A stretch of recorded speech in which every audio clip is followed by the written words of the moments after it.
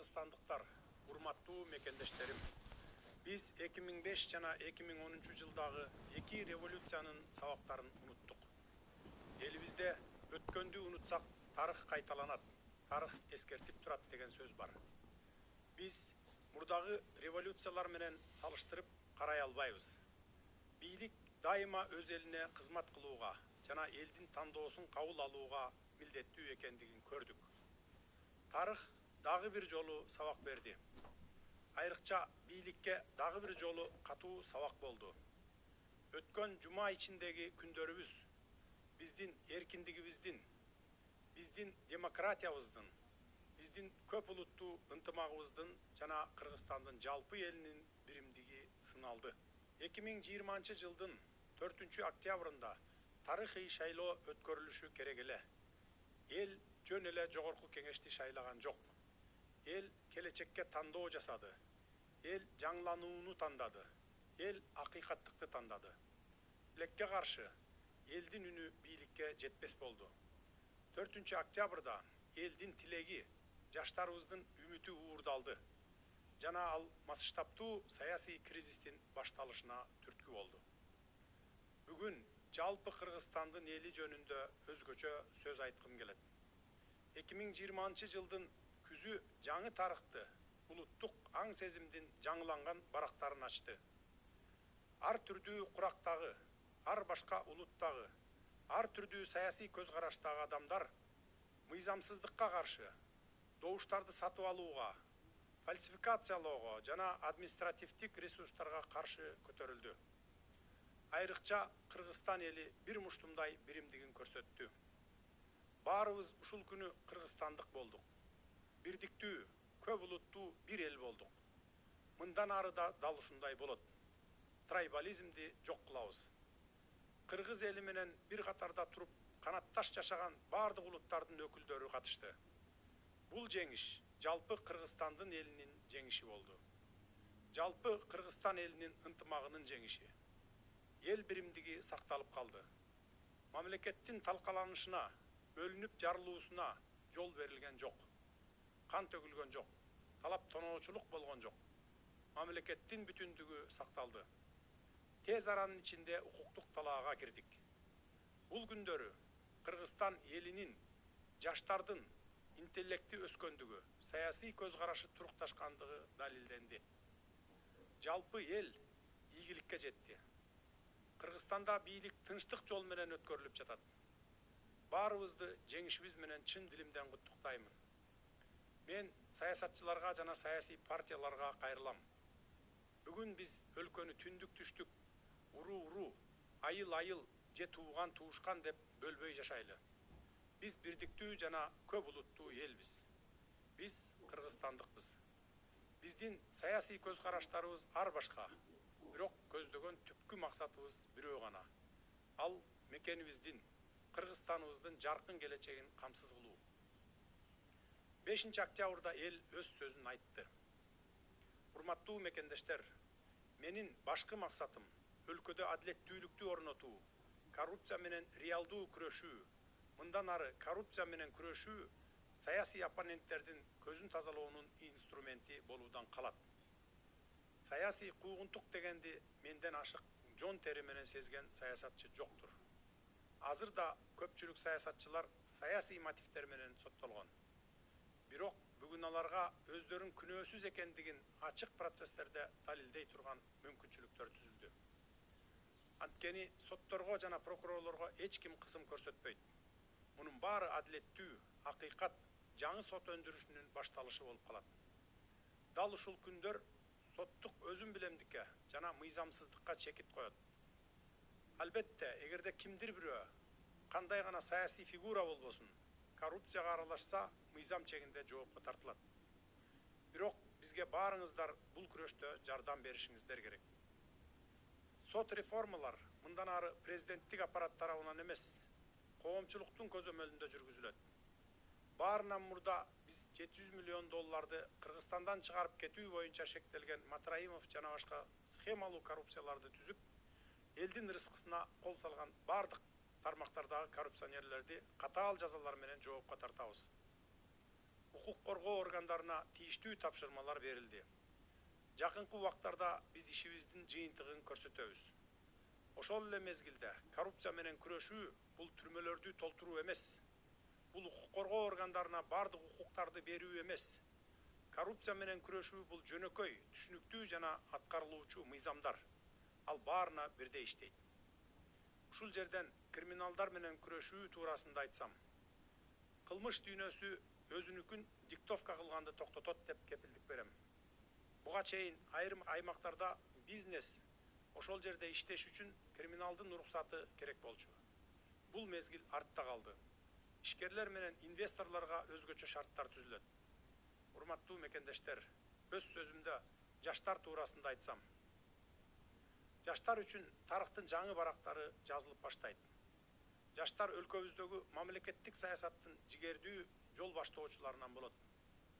Дал ушул силер, жаштар, жашыңарга, улутуңарга карабастан 5-октябрда Ала Тоо аянтында өлкө келечеги үчүн башыңарды сайып бир катарга турдуңар. Биз ушул күндөрү мыйзамсыздык менен күрөшүп курман болгон 19 жаштагы Баткендин Баатыр кулунун терең кайгыруу менен эскеребиз. Жакынкы жылдары өлкөбүздүн саясатын аныктай турган силер болосуңар, жаштар. Биз силер менен биргеликте кадр саясатын өзгөртүп баштадык. Дал ошол үчүн биз парламентке ар түрдүү саясий күчтөрдүн киришине бирдей шарттарды түзөбүз. Бирок жаштар, улуттук жана гендерлик квоталар сөзсүз аныкталат. Жаштар саясий аренада өздөрүнүн атаандаштыкка жөндөмдүү экенин көрсөтө алышты. Эми алар иштен да өздөрүн көрсөтөт деп ишенемин. Ошондой эле алдыдагы шайлоолордо өздөрүнүн позицияларын эркин коргой алууга толук шарттар түзүлөт. Урматтуу мекендештер, экономика жана реформалар туурасында айтсам, жакынкы айлар биз үчүн жеңил эмес мезгилдерден болот. Биринчи кезекте экономикалык кырдаалды турукташтыруу зарыл. Инвесторлордун ишеничин калыбына келтирүүбүз керек. Ишкерлер үчүн коргоо жана коопсуздук кепилдигин камсыз кылуу милдети турат. Биз реформалар боюнча атайын комиссия түзөбүз.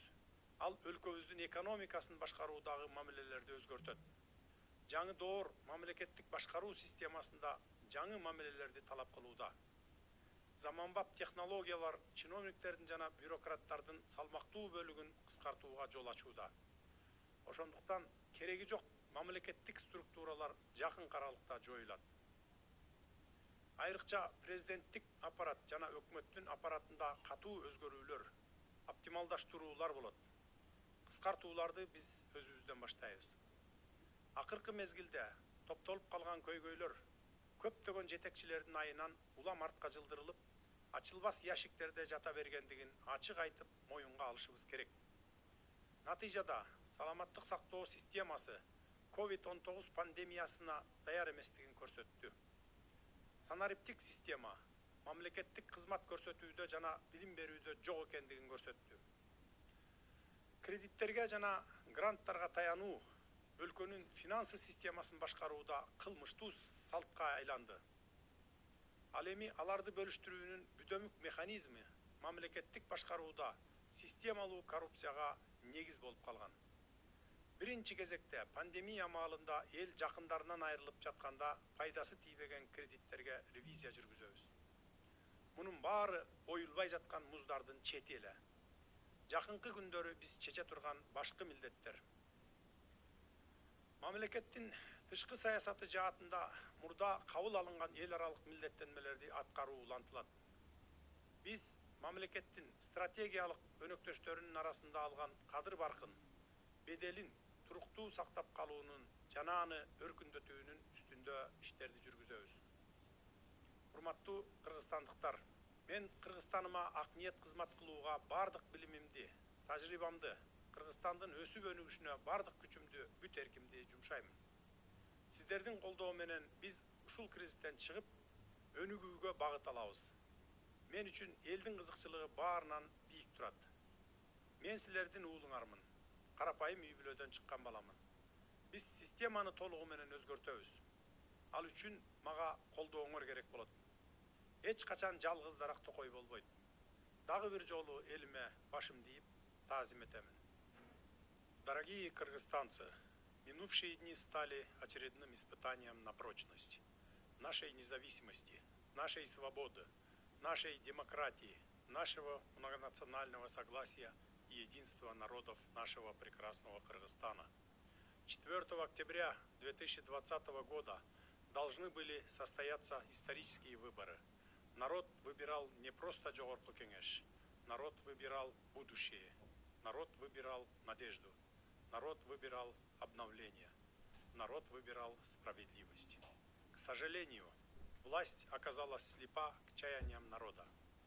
Уроки двух народных революций 2005 и 2010 годов были забыты. А как говорится, кто забывает уроки истории, обречен на ее повторение. И как мы видим, история преподнесла очередной урок нашему народу. И особенно очередной урок власти. Власть всегда должна служить своему народу и принимать его выбор. 4 октября победа народа, победа нашей молодежи была украдена и послужила толчком к началу масштабного политического кризиса. Сегодня уже очевидно, что мы не можем сравнивать эти события. Осень 2020 года открыла новую страницу в истории возрождения национального самосознания. Такого количества людей разных возрастов, разных национальностей, разных политических взглядов единым фронтом, выступившие против беззакония, против произвола, применения административного ресурса, подкупа и фальсификации страна еще не видела. Мы перестали делиться на этносы и национальности, на северян и южан, на соплеменников и односельчан. В эти дни мы все стали кыргызстанцами, единым и многонациональным народом. И теперь так будет всегда. Мы не позволим трайбализму взять верх. 5 октября народ сказал свое слово. Уважаемые соотечественники, моя цель – установить справедливость в стране. Реальная борьба с коррупцией. Отныне борьба с коррупцией перестанет быть инструментом устранения политических оппонентов. Я, как никто другой, лучше знаю и испытал на себе, что такое быть политическим узником. Знаю и сегодня, многие политики были осуждены по политическим мотивам. Но сегодня у них появилась возможность доказать свою невиновность в открытых процессах, без давления на судей и прокуроров. И это станет началом нового справедливого судопроизводства. Безусловно, в случае замешательства кого-либо в коррупции, каким бы политическим лицом он ни был, будет привлечен к уголовной ответственности. В этой борьбе нужна нам ваша помощь. Отныне судебная реформа будет вестись не аппаратом президента, а под контролем общественности. Прежде всего, мы поставим точку в деле о выводе $700 миллионов США из Кыргызстана, а основной подозреваемый Матраимов и другие коррупционеры понесут наказание перед нашей страной по всей строгости закона. Соответствующие поручения уже даны правоохранительным органам, и мы сможем предоставить результаты этой работы в ближайшее время. Борьба с коррупцией – это не переполненные тюрьмы, это не вседозволенность правоохранительных органов. Борьба с коррупцией – это понятные, простые и исполнимые законы, которые работают для всех одинаково. Здесь хочу отдельно остановиться на вопросах борьбы с криминалом. С сегодняшнего дня криминал перестанет диктовать свои условия. Даю гарантии. В прошлое уйдут времена, когда нужно было получить разрешение у криминала на работу бизнеса в отдельных регионах. Уважаемые соотечественники, в своем выступлении о молодежи хочу отметить. Для молодежи начнется новая страница нашей истории. Молодежь станет активным проводником государственной политики нашей страны. Именно вы, молодежь разных возрастов и национальностей, стояли 5 октября на площади Алато, готовые отдать свою жизнь ради будущего нашей страны. Мы все скорбим о погибшем герое, 19-летнем парне из Баткена, который погиб, борясь с этим беззаконием. Именно вы будете вершить политику нашей страны в ближайшие годы. Мы вместе с вами изменим кадровую политику. Именно поэтому мы создадим равные условия для прохождения в парламент самых разных политических сил. Но молодежная, национальная и гендерная квоты будут сохранены обязательно. Молодежь уже доказала свою конкурентоспособность на политической арене. Теперь они должны отстоять свои позиции на предстоящих выборах. Уважаемые кыргызстанцы, об экономике и реформах. Ближайшие месяцы станут самыми трудными для нас всех. Прежде всего, нам необходимо стабилизировать экономическую ситуацию, восстановить доверие инвесторов и обеспечить гарантии защиты и безопасности для наших предпринимателей. Мы создадим специальный комитет по реформам, который изменит сам подход в управлении экономикой нашей страны. Новое время требует также новых подходов в системе государственного управления. Современные технологии позволяют упразднить огромную армию чиновников и бюрократов. Все ненужные государственные структуры будут упразднены уже в самое ближайшее время. Оптимизацию мы начнем с аппарата президента и правительства. Сейчас мы должны открыто признать, что копившиеся в последнее время вопросы многие руководители просто откладывали в долгий ящик. Результатом стала неготовность системы здравоохранения к пандемии COVID-19, а также отсутствие цифровой системы предоставления государственных услуг и обучения. Опора на кредиты и гранты стала преступной политикой в управлении финансовой системой страны, а не прозрачный механизм их распределения, основой для системной коррупции в системе государственного управления. Мы начинаем ревизию по кредитам, взятые на борьбу с COVID-19. И это только верхушка айсберга. Главные задачи, которые нам предстоит решать в ближайшие дни.